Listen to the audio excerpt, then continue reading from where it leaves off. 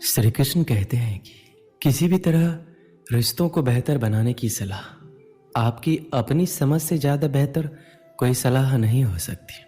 अलग अलग रिश्तों को अलग अलग तरीके से निभाने की ज़रूरत होती है। आप किस रिश्ते को कितनी अहमियत देते हैं यह आपके ऊपर निर्भर है। अगर रिश्ता आपसे छोटा है तो आप रिश्ते पे चिंता करें और उसकी वजह ज़रूर जानें।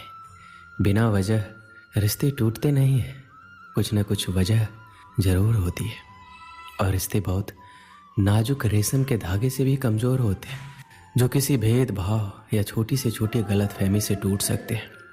तो बेहतर होगा कि आप अपने रिश्तों को बेहतर बनाने के लिए उनको उचित ऊर्जा दें और मान दें ज़रूरत से ज़्यादा या ज़रूरत से कम व्यवहार से भी रिश्तों पर फर्क पड़ सकता है।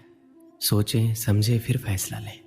जब भी झगड़े की स्थिति आए तो आप अपने घर में एक नियम बना लीजिए कि जब तक एक व्यक्ति की बात खत्म नहीं होगी दूसरा व्यक्ति नहीं बोलेगा। एक दूसरे को समझने के लिए पूरा का पूरा समय दीजिए। ज़्यादा कोशिश अपनों को समझाने की नहीं, दूसरों को समझने की कीजिए। निसंकोच अपनी प्रकृति और स्वभाव के बारे में बातें कीजिए।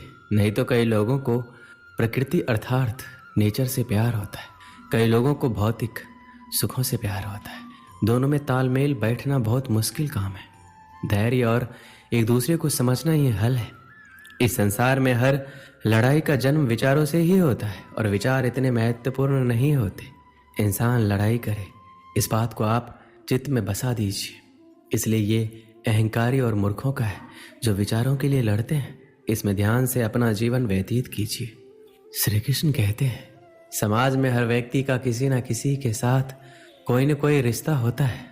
प्रत्येक रिश्ते की अपनी एक गरिमा होती है जिसको निभाना जरूरी होता है।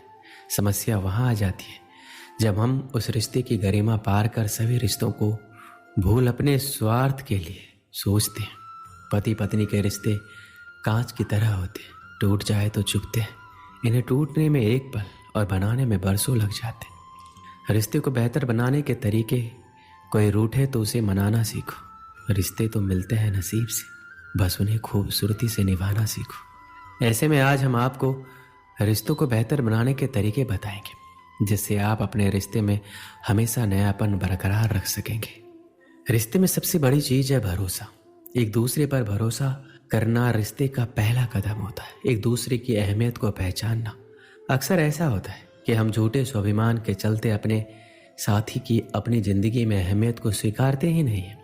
हम उससे भरोसे की उम्मीद तो करते हैं मगर उस पर भरोसा नहीं करते। अगर गौर करेंगे तो पाएंगे कि हम अपने ज़्यादातर रिश्तों में सिर्फ इसी कमी के चलते फासले बना लेते हैं। ये कदम इतना मुश्किल भी नहीं होता। जरा सा भरोसा एक दूसरे पर कीजिए तो सही। यकीन मानिए बदले में भरोसा, सहारा, प्यार और साथ सब कुछ आपको मिलेगा। रिश्तों को बनाने के लिए आपको अपने खास लोगों के साथ बातचीत, हालचाल लेते रहना चाहिए। कभी कभी बिना काम का भी फ़ोन उठाकर यूं ही मौसम की खबर ले लेना चाहिए। मतलब जो वाकई में खास है उनको समय दीजिए। ज़्यादातर लोग आपसे आपके स्नेहपूर्ण और ख्याल रखने को हमेशा के लिए याद करते हैं। इसलिए छोटे छोटे तरीकों से भी पूछते रहें कि हाँ जी आप आज कैसे हैं। अक्सर लोग समय के साथ बदल जाने का आरोप लगाया करते हैं, इसलिए उनको अपनापन महसूस करवाएं। गलतियां करना और उनसे सबक सीखते रहना सबसे जरूरी है।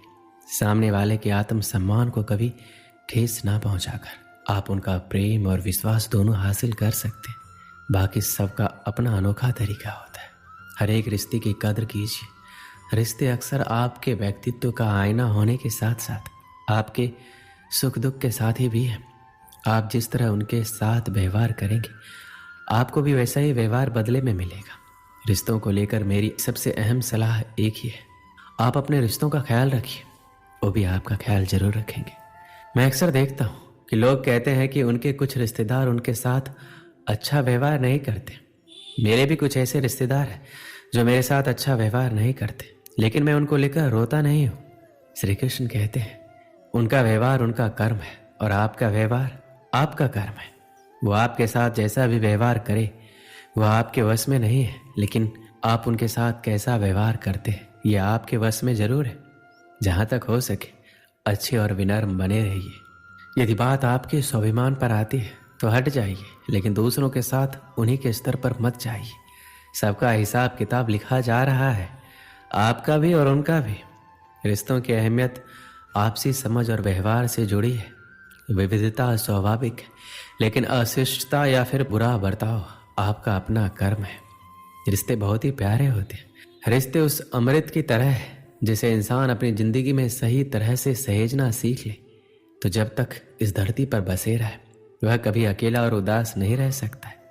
एक समय में दो भाई रहा करते थे। दोनों ही बड़े स्नेह के साथ रहते थे। कोई चीज लाते तो एक दूसरे के परिवार के लिए अवश्य लाते।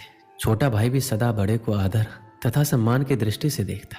एक दिन किसी बात पर दोनों में कहासुनी हो गई। बात बढ़ गई और छोटे भाई ने बड़े भाई को अपशब्द कह दिया। वहीं से दोनों के रिश्ते में खटास आ गई। पूरा 1 साल बीत गया, लेकिन दोनों में से किसी ने भी एक दूसरे से बात करने की कोशिश नहीं की। जब छोटे भाई की बेटी का शादी का अवसर आया तो उसने सोचा कि बड़े तो बड़े ही होते हैं, मैं उन्हें ही मना लेता हूँ। उसने भाई से बीती बातों को लेकर क्षमा मांगी और घर का विवाह कार्य संभालने का निवेदन किया। लेकिन बड़ा भाई मन में बात लेकर बैठा था, इसलिए उसने विवाह में जाने से मना कर दिया। इससे छोटा भाई भी दुखी हुआ, लेकिन उसने ठान लिया कि वह किसी भी तरह भाई को मना कर रहेगा। विवाह के काफी दिन कम बचे थे। छोटे भाई के प्रयास लगातार जारी थे। एक दिन एक रिश्तेदार ने छोटे भाई को बताया कि तुम्हारा बड़ा भाई रोज एक महाराज जी के पास सत्संग सुनने जाता है, उनकी सारी बातें वो मानता है। इसके बाद छोटा भाई उन संत के पास पहुंचा और पिछली सारी बात बताते हुए अपनी गलती के लिए क्षमा याचना की और पश्चाताप व्यक्त किया। उसने संत से निवेदन किया कि आप मेरी बेटी के विवाह में मेरे बड़े भाई को आने के लिए राजी कर दें। दूसरे दिन जब बड़ा भाई सत्संग में गया तो संत ने उससे पूछा, तुम्हारे छोटे भाई के यहाँ कन्या का विवाह है, तुम क्या काम संभाल रहे हो? उसने जवाब दिया, मैं तो विवाह में सम्मिलित ही नहीं हो रहा हूँ। कुछ वर्ष पूर्व मेरे छोटे भाई ने मुझे ऐसे कड़वे वचन कहे थे जो आज भी मेरे हृदय में कांटे की तरह खटक रहे हैं। संत जी ने कहा, सत्संग के बाद मुझे मिलकर जाना।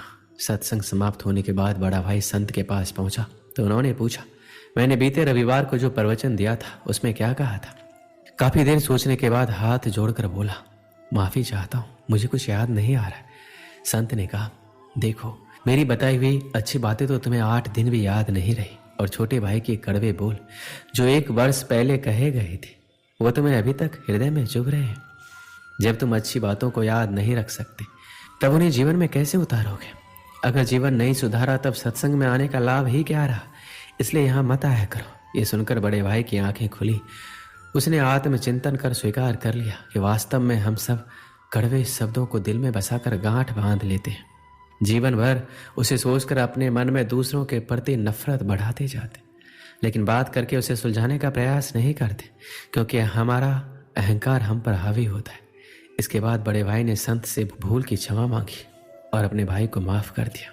इसलिए हमेशा सभी से स्नेह करते रहे और कोई भी समस्या हो उसे आप बात कर सुलझाने का प्रयास करें।